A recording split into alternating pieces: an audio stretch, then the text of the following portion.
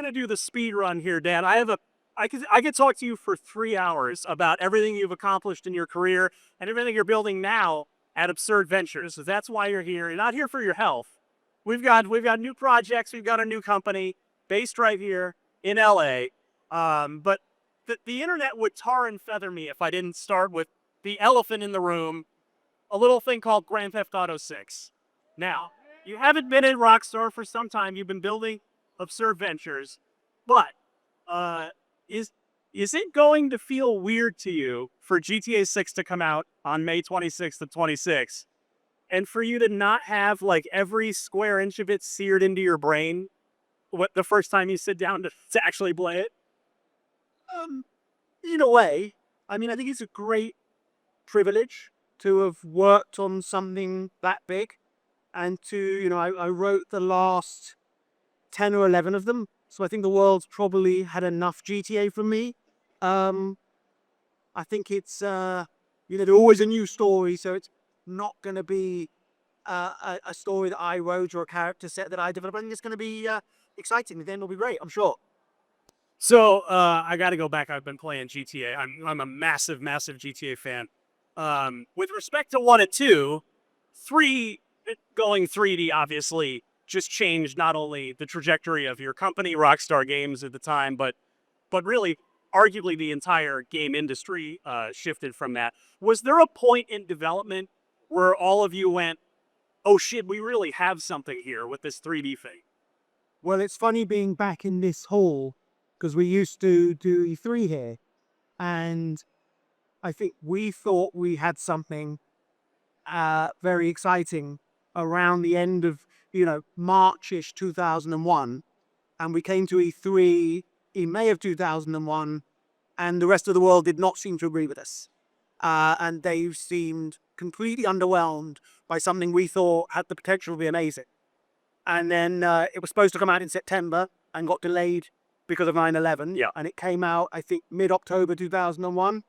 And I think some of the press still didn't quite get it, but the audience did. Yeah. And it just kept rolling. So was that moment then kind of when does like that moment of success hit you guys where it's like starting to just turn into this momentum generating juggernaut that just doesn't stop? Well, it was a transitional moment, obviously, uh, for everyone working on the project and for Take-Two as a company.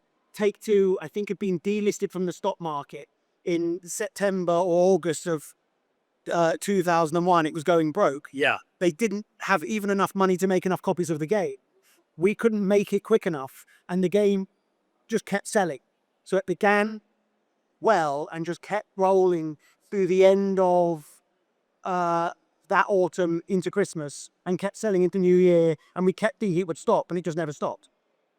That's amazing. And then, of course, it obviously is still very much going today. And I'm kind of curious about the creative process that in the GTA days. Like, how do you go about writing for a GTA game? Like, they're known for many things, but chief among them is where they're set: Liberty City, Vice City, all of San Andreas. Is like, do you start with characters or location, or do you build those around the setting? I think it changed over time. I think when I started work on GTA 3, the team already had laid out a story and I made a few adjustments, but really we were figuring out quite fundamental building blocks of how we do storytelling in an open world game. We'd heard other people were doing motion capture cutscenes, so we thought that sounds fun. We had no money, so we bought it by the second, found a studio in Long Island that could do it by the second. They could only do 3 people at once. We didn't think we had enough bandwidth to figure out how to make the main character speak. So it was very, put together with bits of string. I think Alex Horton, who was the main animator on that, did an amazing job assembling that stuff, really making up as we went along. I think from a writing perspective, I hopefully got better as I went along, as I began to understand the process more.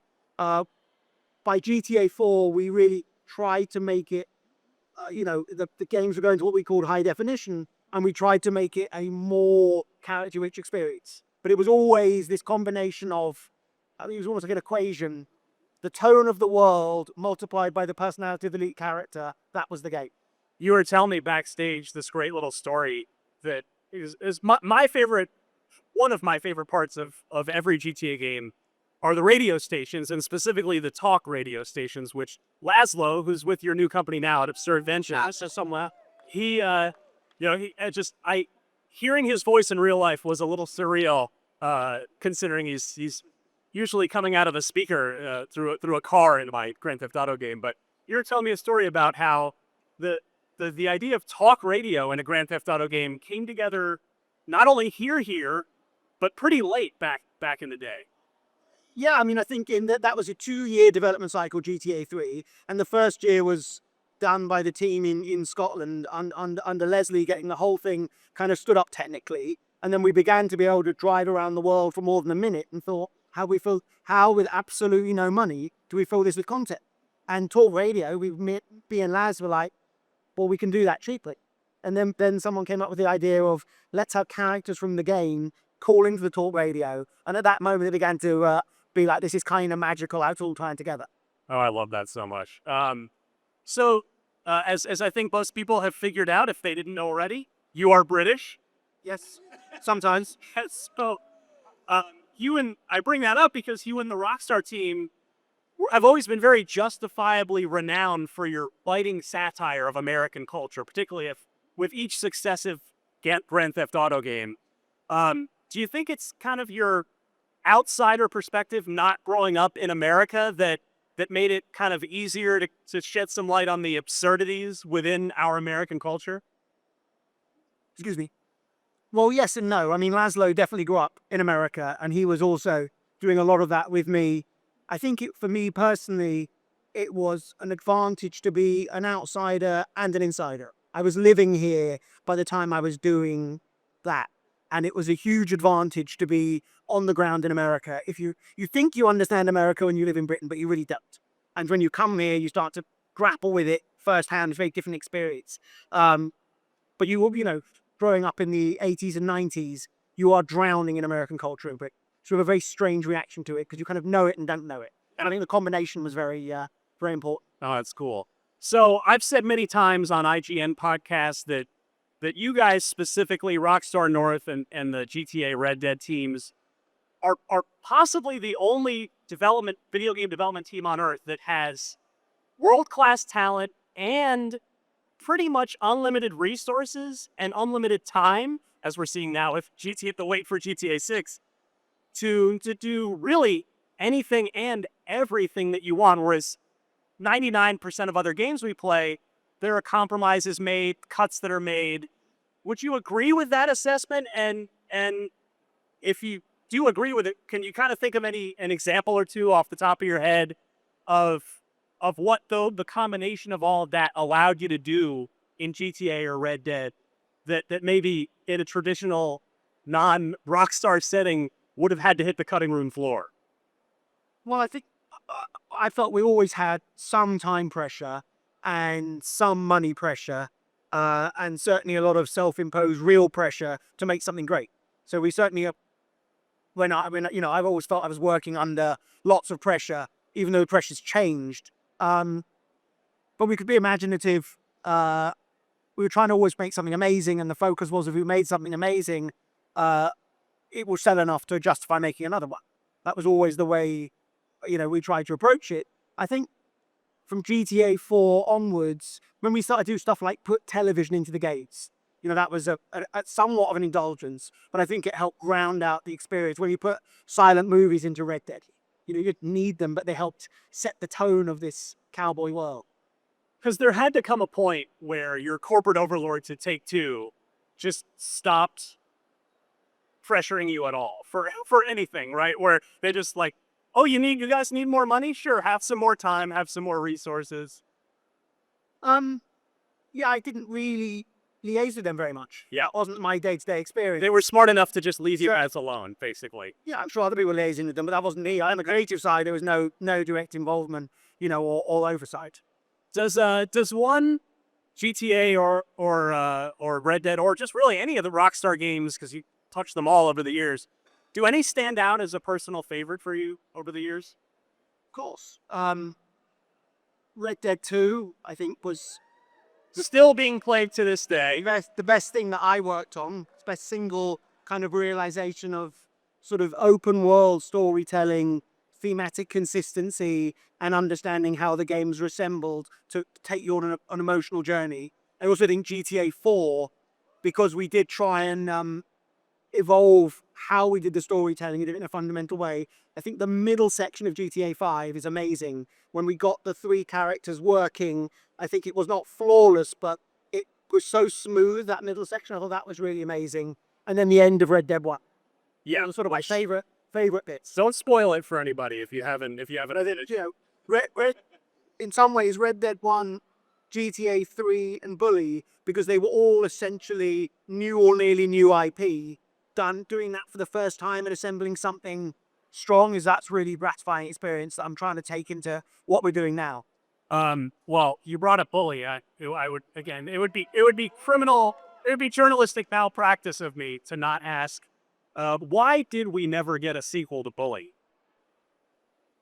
I think they were just bandwidth issues.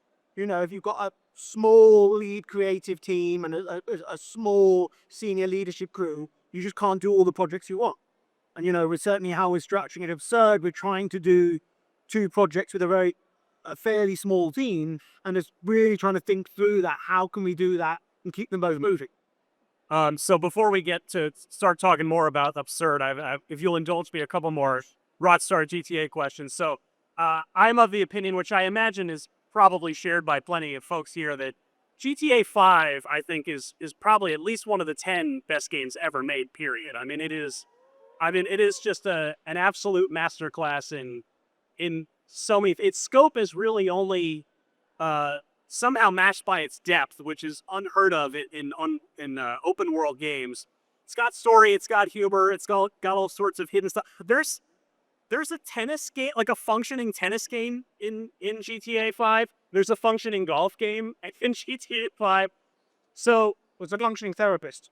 yes, and it's gone on to sell over 200 million copies. So it does that number do anything in your brain as those sales numbers come in, or do you just get kind of numb to it? Like, I'm just sort of curious how that sort of stratospheric effect on not just gaming but pop culture affects you.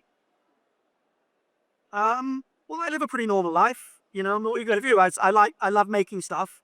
I think that was why we went all in as a company. I went all in as an individual on trying to make Red Dead 2 a counterpoint to that. Because if you've made one of the biggest things ever, I wanted to make something really special for the next game, and that was really, you know, that was tonally very different, but took some of the ideas and took them in a different direction. So I think, you know, you're always trying to compete with what you've done in the past up to a point, but really it can't be from a sales perspective. It has to be from a creative perspective, or you'll send yourself insane. So, all right, Absurd Ventures, that's what we're here to talk about. That's what you're building right now over at Santa Monica. And San Rafael. Yes, so second studio of My Way. So I had the pleasure of reading the first two issues of American Caper, which is your new graphic novel. It's on sale November 12th, by the way. Everybody make sure to check that out, especially if you're a GTA fan. You'll see kind of a few common themes there, and that's kind of what I wanted to ask you about. It seems very normal in the opening pages, and then it gets pretty dark pretty quickly. So I would argue that it's darker than anything you ever did at Rockstar. I don't know if you'd agree with that assessment, but what inspired the idea for American Caper? I don't know if it's darker than Trevor. It's from GTA 5. Yeah. It's heading in that direction. I love doing, obviously, crime comedy, and didn't want to do, you know, having done lots of stories about carjackers or people who had to be tough and be carjackers, and living in this moment right now, wanted to tell a story about some degenerate criminals from a completely different perspective and a completely different part of the world that you could never make a GTA game in. Yeah. So, you know, the combination of factors. But I kind of saw what I thought were some similar themes to at least the Grand Theft Auto work, specifically like the American dream. I think is sort of touched on the male ego this touched on, and violence as a means to an end, or at least an apparent solution to the character's problems. So, would you kind of agree with that? And what keeps you coming back to those themes throughout a lot of your work? I think men getting confused between reality and the fantasy in their heads is something a lot of stories are about, and it's something I find very interesting. America, particularly the rural West in this moment right now, is something I found interesting. I thought was an interesting place to set a sort of dark comedy. Um, I think we're trying to do, still grappling with kind of contemporary American themes, but doing it from a different perspective, where the heroes are not kind of outsider criminals in the wrong side of the tracks, but people that should be insiders and have been led astray. Well, that was a really interesting take on the kind of criminal, that the space where between sort of criminality and political beliefs has got so blurred. I thought that was interesting and worth looking at. For folks that haven't had a chance to pick up American Keeper yet, can you kind of give the quick elevator pitch version of what it's all about? Small town, suburban, quote unquote successful people. One is a happily married-ish in his mind lawyer. The other is a happily married in his mind property developer. Both have made some terrible mistakes, and their lives go very awry. So to wrap up, you are not, we're talking American Caper, this graphic novel. You've got a podcast series as well, and an accompanying book with that. But you're not out of gaming. No, we're not out of gaming. Absurd Ventures is teaming up with Smilegate on your company's first game. Can you give us any hints about Absurd Ventures' first video game? Well, we've got 2 games in development. One is in our comedy world, which we're calling the Absurdiverse, and it's going to be an open world third-person comedy. And the other is set in our other universe, which is called A Better Paradise, and it's going to be a third-person dystopia tragedy or dystopian mess. And it's that's both are in early development. Both really exciting to be working on something new. Well, it's great to have you back in video games. And in the meantime, you can go read American Caper, the graphic novel series, out November 12th. So that's keep an eye out for that in just a couple months from now. Dan Hauser, co-founder of Rockstar, co-creator of Grand Theft Auto, Red Dead Redemption. The list goes on. And now, founder of Absurd Ventures. Follow and check him out. Thank you, everybody. Appreciate it.